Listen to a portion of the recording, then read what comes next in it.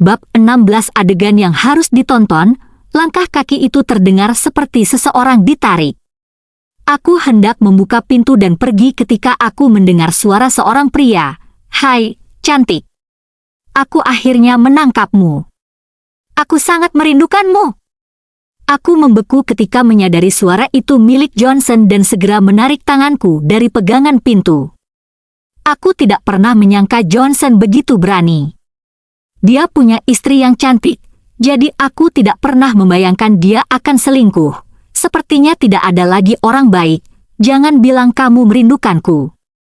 Apakah kamu tidak punya kekasih lain? Seorang wanita berbicara dengan getir. Mengapa kamu begitu ramah padanya di depan pintu tadi? Kamu tidak pernah antusias denganku. Dan kamu bilang aku penting bagimu? Omong kosong. Kata-katamu kosong. Kau mengatakan hal yang tidak masuk akal. Kaulah yang selalu merayu orang lain. Segera setelah itu, aku mendengar suara gemerisik, "Anak yang baik. Biarkan aku menciummu." Aku. Kata-kata Johnson berani, membuat wajahku memerah, dan hatiku sakit. Pria itu adalah bosku, jadi bagaimana mungkin aku tidak bersikap sopan terhadap dia dan istrinya? Dia memberiku pekerjaan, dan aku tidak akan punya uang untuk mendukungmu tanpanya. Bosmu lebih baik dan lebih tampan darimu. Ah, kenapa kamu terburu-buru? Bilik seseorang yang akan datang.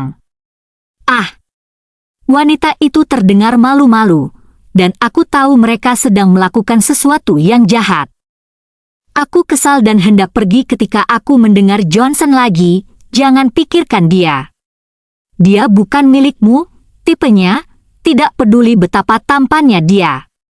Lagi pula dia punya terlalu banyak gadis, jadi fokuslah padaku.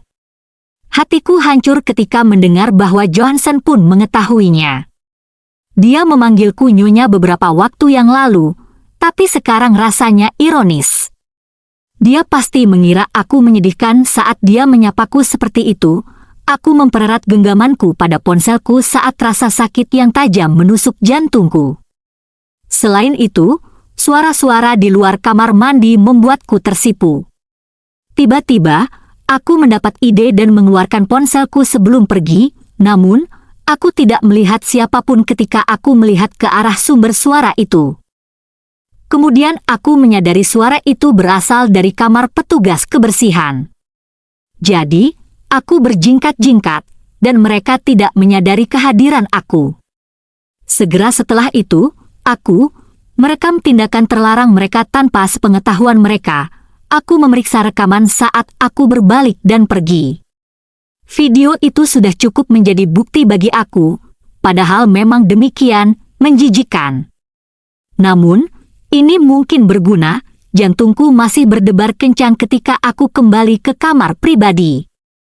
Nafasku agak tertahan, dan memang begitu, tidak tahu apa yang sedang dibicarakan Matthew, Ava, dan Melanie di ruangan itu. Ava duduk di pangkuan Matthew, terkikik sambil kakinya menjuntai. Sementara itu, rambut Melanie tergerai di leher Matthew sambil terkekeh seperti anak sekolah. Aku sudah terbiasa dengan upayanya untuk memikat kakaknya, dan ikatan saudara mereka tidak dapat dipatahkan. Matthew melihatku dan melepaskan tangan adiknya sebelum dengan tenang bertanya padaku, "Kenapa lama sekali?" Makanannya menjadi dingin. Melanie melirik ke arahku saat aku duduk dan berkata, "Chloe, tidak bisakah kamu makan tanpa menghilang?" Adikku tidak bisa menikmati makanannya dengan tenang tanpamu. Aku mengabaikannya dan menatap Matthew. Kataku dengan nada bakhan. Beberapa orang tidak bisa menabung. Matthew menatapku intens saat sudut bibirnya bergerak-gerak. Tentang apa tadi? Mengapa kamu mengatakan hal seperti itu? Apa yang membuatmu merasa seperti ini? Dia membombardirku dengan pertanyaan, tapi aku menjawabnya dengan senyuman pahit. Sepertinya aku benar-benar gugup. Aku mempertahankan ketenanganku dan menatapnya sambil berkata, "Dunia ini sangat kejam. Pria zaman sekarang sepertinya begitu, lebih suka berkencan. Apa itu karena aku kolot? Tatapan Matthew tersendat saat kepalanya menunduk. Lalu dia mengangkat pandangannya dan menatapku sambil tersenyum. Akung, kamu menjadi lebih sensitif akhir-akhir ini. Apa penyebabnya? Ada apa dengan teman kencan?